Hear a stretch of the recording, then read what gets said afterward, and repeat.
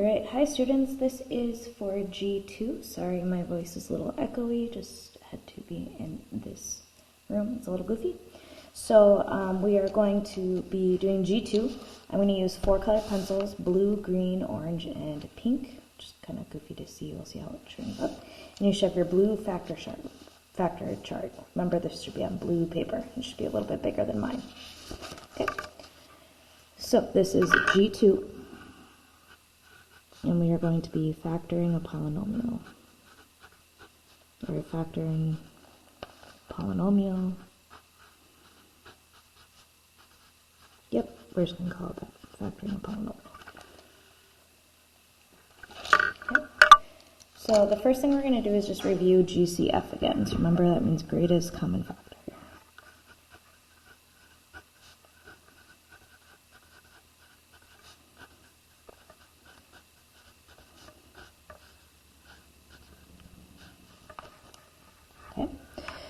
And to start off with, we're going to find the greatest common factor of, this is problem number 1, of x to the 3rd power y to the 4th.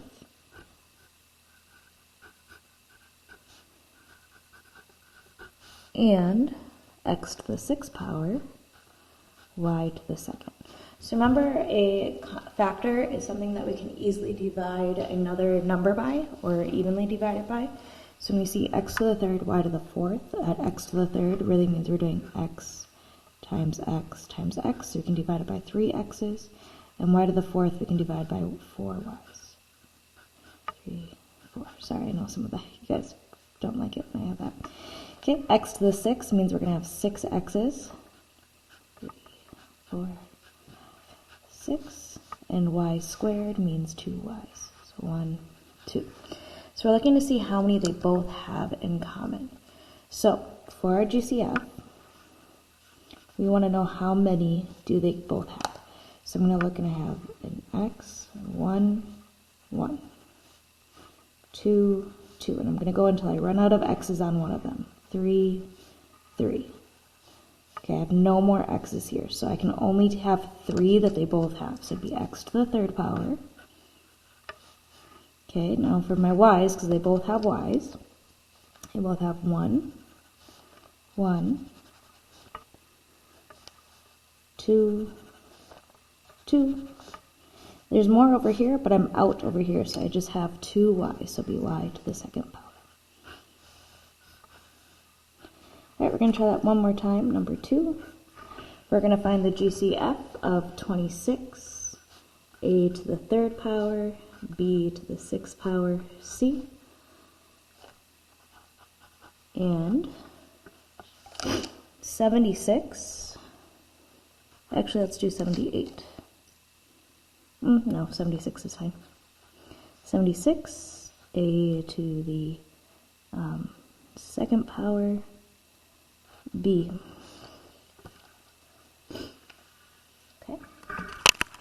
So with this one, what we're going to do is we're going to actually find the GCF of 26 and 76. For that, we look at our sheet. So 26 is up here. Okay, for 26, I see it as 1, 2, 26, and 13. So 1, 2, 13, 26. And with 76, I have 1, 2, 4, 19, 38, 76. So 1, 2, 4, 19, 38, and 76. Okay, so our greatest common factor there, when we do that, our GCF, is going to be 2. Okay, that's our coefficient, GCF. Now we have to do it for the variables. So for our variables, we have 3 A's and 2 A's. So I'm looking at to see how many A's do they both have in common. This one only has 2, this one has 3, so the most I could take is 2 A's. Okay, if that confuses you, think we have 3 A's. 1, 2, 3. Here we have 2. 1, 2. So if I go one by one, I have 1, 1, 2, 2. Now if I take this third one, I don't have another one to match it. I want to think, how many matching do I have? There's 2 that match. Okay, now about the B's, I have 6 B's here. 1, 2, 3, Remember when it's just b, that means b to the first power, so it's just one b. So if I think about how many match, there's 1 and 1. As soon as I use that one, I have no more over here, so there's only one b that matches. So I can write b, or I can write b to the first. Okay, now I have the c, I have one c there. I have no c's here. So there aren't even any c's I can match up, so there is no c in my GCF. So my GCF is 2a squared b. Okay? Alright, we're going to do one vocab word, and then we have 2 more problems. Alright, so for here we're going to talk about factor again, which we already talked about yesterday. When we talked about it yesterday, a factor was a number that divides another equally. But today we're going to be talking about factor.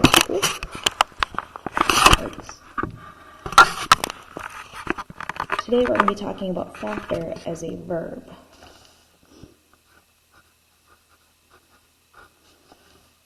Okay, as something that we're going to do. It's going to be a direction that we are given. So factor tells us to use common factors or common parts to break apart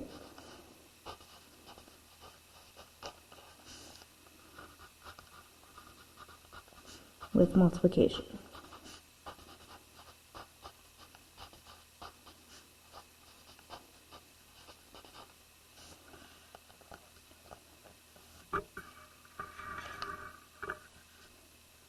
And to do that, we're going to use our GCF. Okay, so we have 2 examples here. We're going to do number 3 and number 4, and then that is it for today. Okay, for number 3, we're going to factor 64x minus 18. Alright, and we're going to do this using the area model, which might seem silly here, but when we move on again, as we move further, it's going to come back to, so it's going to be important. So, I'm going to create my area model. I'm going to have my 64x, that's my first term.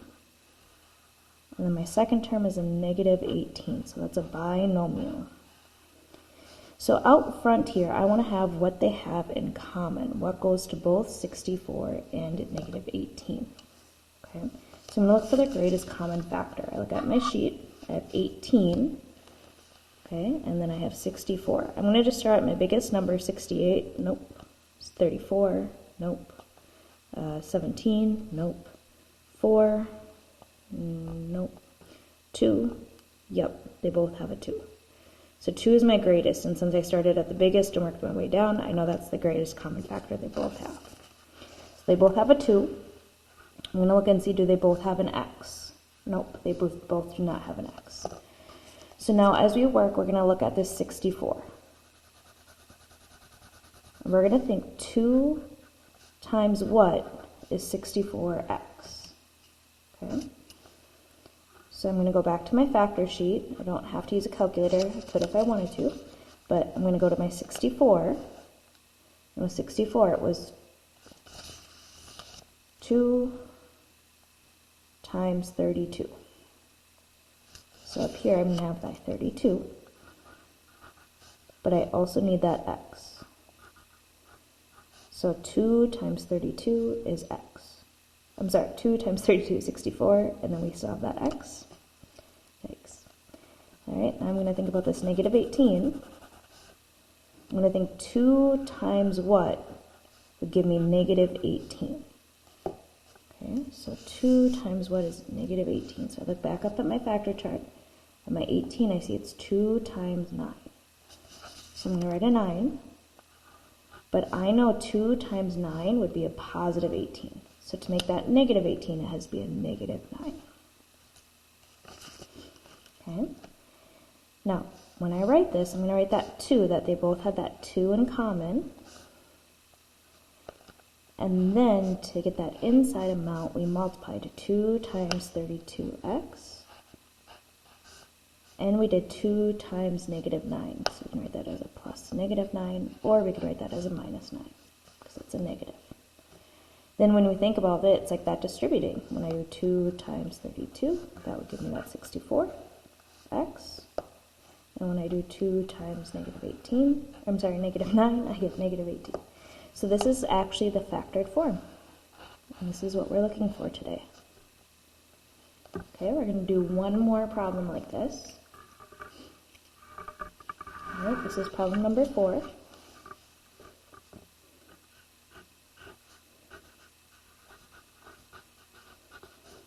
Okay, we're going to factor, so we're going to break it apart. It's going to make it easier to work with.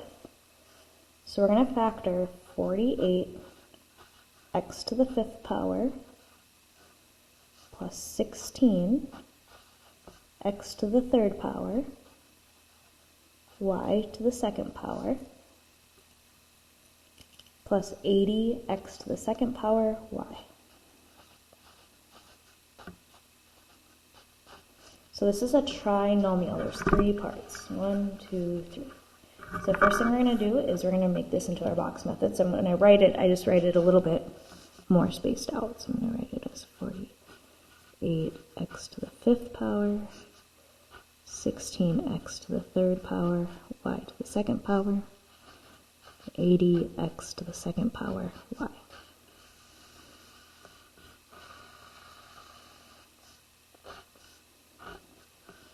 Alright, my next step is to find my greatest common factor between all 3 of those.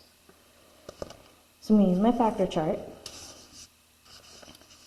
Okay, when I look at 16, 16 is the biggest number in 16. So the biggest number they could all possibly have is 16. So I'm going to look at 16, 48, and 80.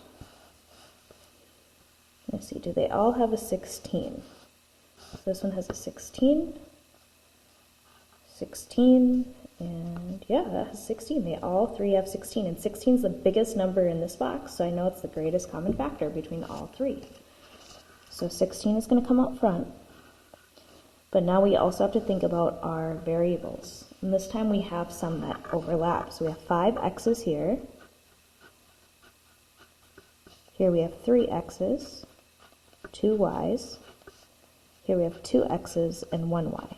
Remember, we're looking for how many do they have all in common, how many can match up. So if I look at an x, there's an x, an x, and an x. They all have one x that matches. Then I can do another one, x, x, x. They all have 2. If I do a third one, there's a third one here that matches, but not here. And they have to have, all 3 have to have the amount that matches. So here we're going to have x to the 2nd power.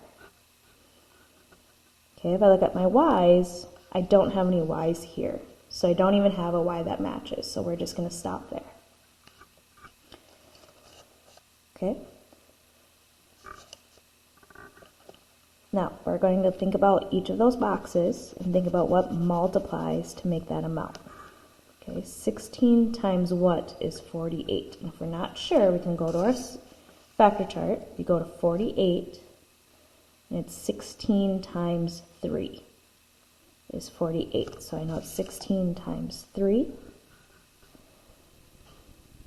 Okay, I have 2 x's. That's what also what's helpful there. As I circle those 2 x's, I have 3 more that I need to make the 5. So Miss Morale, get your life together here.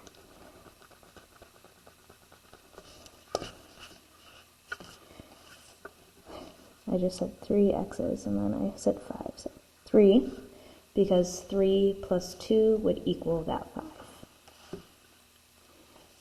Okay, now as I go to this one, I'm thinking 16 times what is 16? And I can look at my factor chart. For 16, it's 1 times 16. So I can do a 1. I have 2 x's. Do I need any more? Yep, I need 3, so I need 1 more x. And this time I do need those 2 y's added on, so y to the 2nd power. Okay, and then lastly we have 80.